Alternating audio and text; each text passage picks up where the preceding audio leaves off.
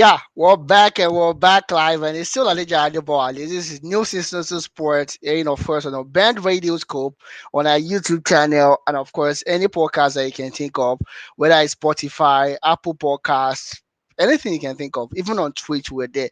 Uh, a whole lot of things happened last week. We could not be here on the show, but we're on our Twitter space, discussing the World Cup win. So I'm not going to go over that.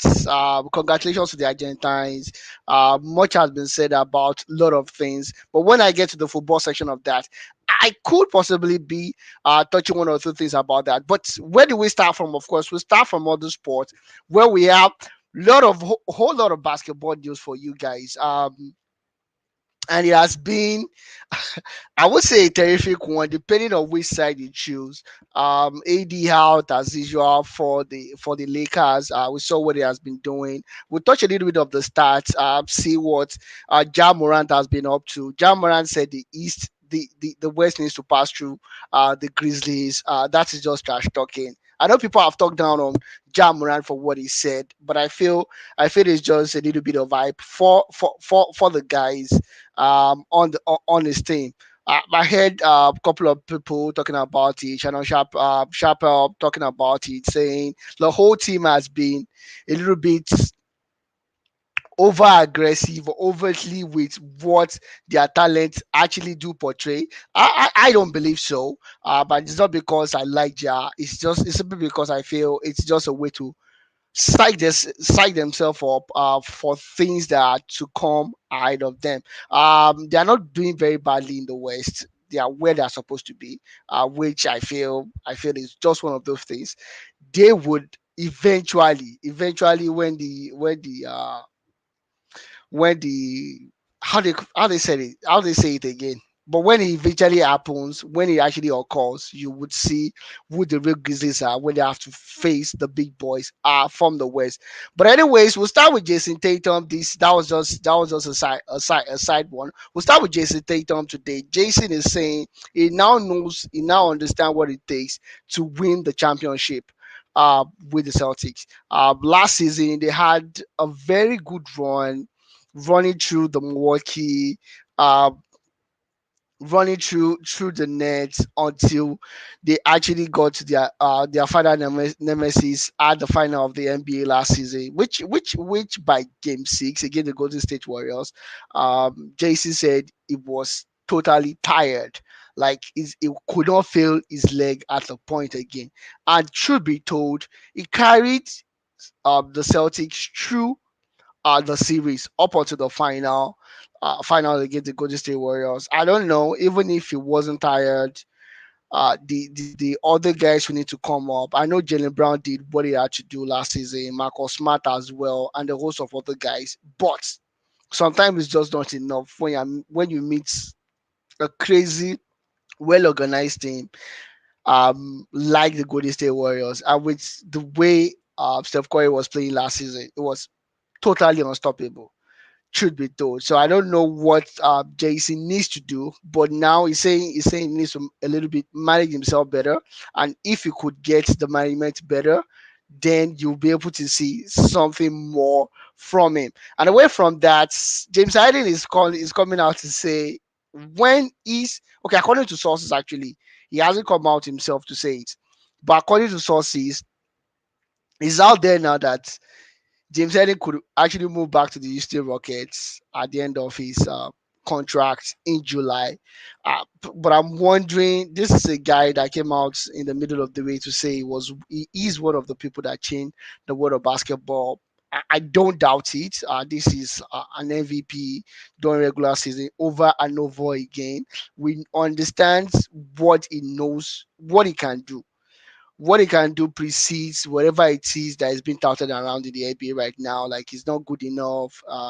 It's just a show of force. He's a wash off now. He passed up the stats with free throws and no. And like I told someone, I said you can only win the free throws when you get fouled.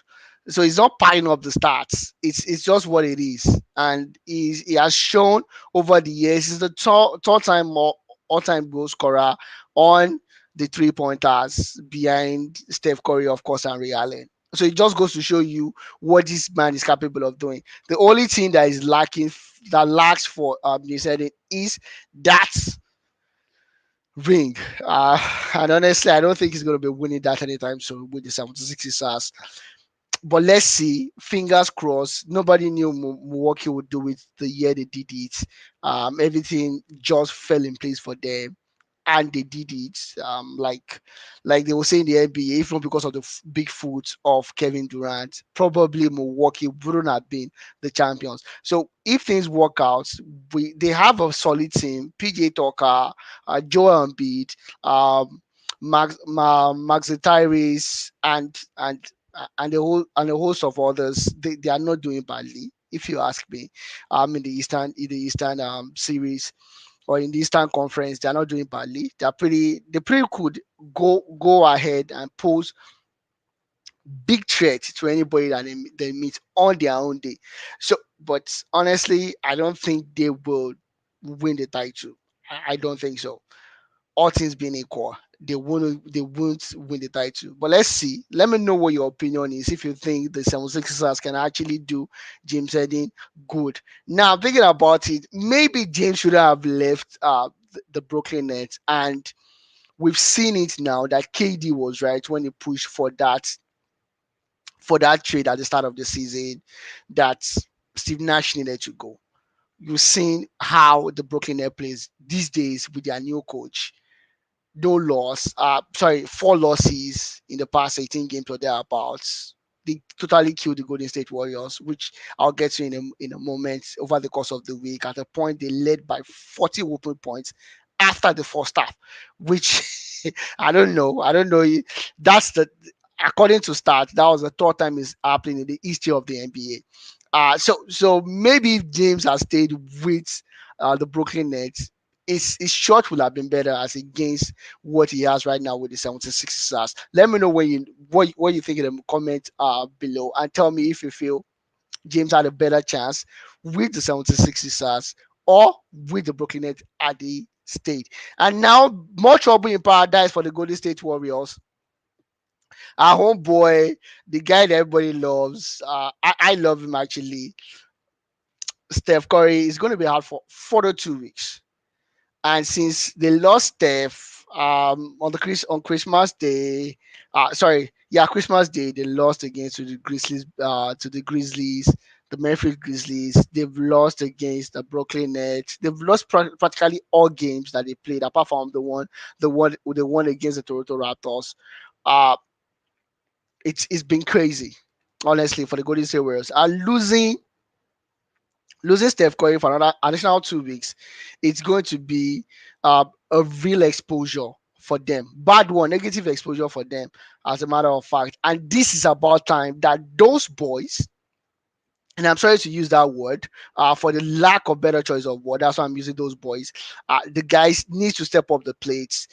Players like Kuminga, Jordan Poole, what's his name again? Andrew Wiggins. They need to step up the plate and show us. Klay Thompson needs to do better than he's doing right now. Have a whole lot of sentiment for Klay Thompson, but in the absence of Steph Curry right now, these guys needs to step up to the plate and show us what they actually can do with the Golden State Warriors. And see, this is not just about Steph. Steph might not be around, but we can actually do something while Steph is unavailable. Honestly, it's about time that we see that at the Golden State Warriors, and these guys step up to the plate and do what they know how to do best. I, for one, don't doubt the talent of these guys. Jordan Poole, for instance, I don't doubt his talent. Kuminga, I don't doubt his talent. Andrew Wiggins, I don't doubt his talent. Klay Thompson might be a little bit, on and off, given what we've seen in the recent past from him. 3 years layoff, that's no joke. So it's totally understandable for Klay Thompson, but maybe you just need to push it a nudge up to for us to be able to see something better from the Golden State Warriors. While if they can keep their forte while Steph Curry is out, and by the time Steph Curry comes back, they should be vying at least for the plane.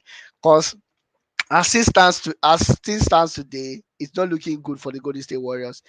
Should be told, and of course, Dick Nowitzki of Dallas Maverick will be having his tattoo briced up in American Airlines Center.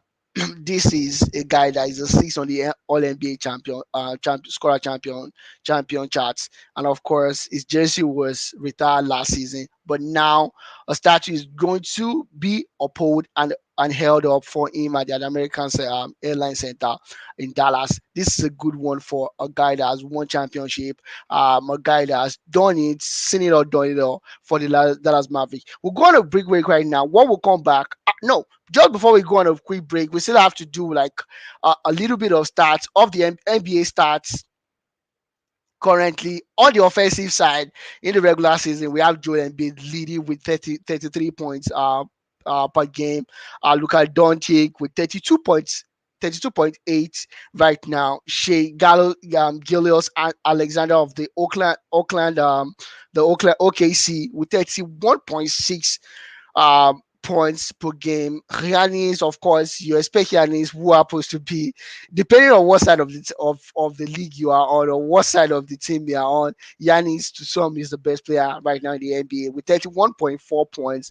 Jason Tatum with 30.5 points per game. And in the defense side, we have Domantas Sabonis of the Sacramento Kings with 12.5 rebounds. Rudy Gobert, that is why I went to the Timberwolves in the first instance with 12.3.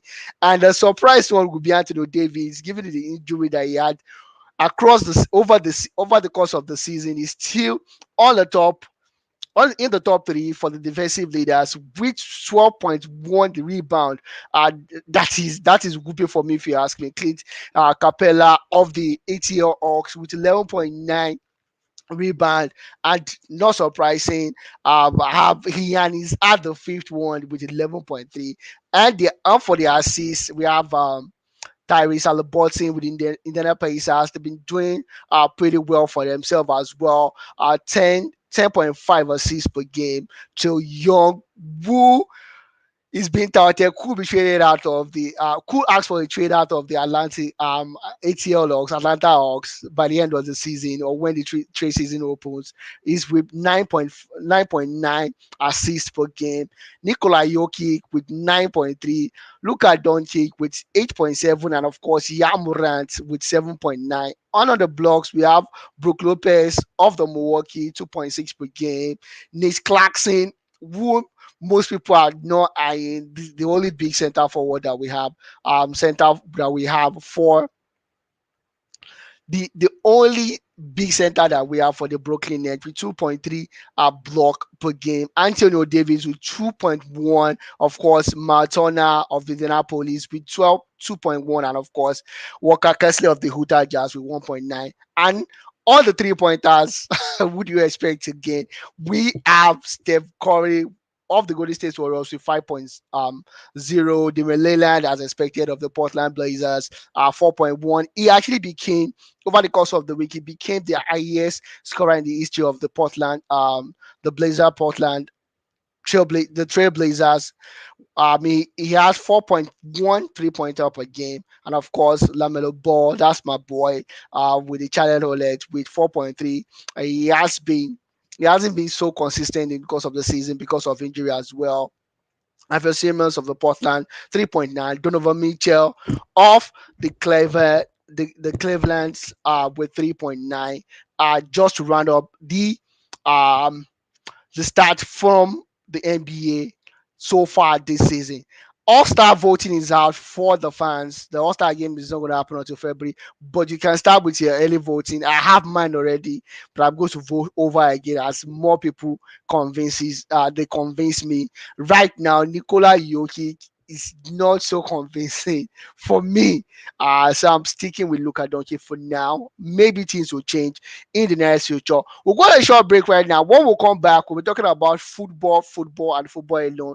Mourinho could be managing Portugal as well as staying back at AS Roma. Don't go anywhere, guys. I'll be right back.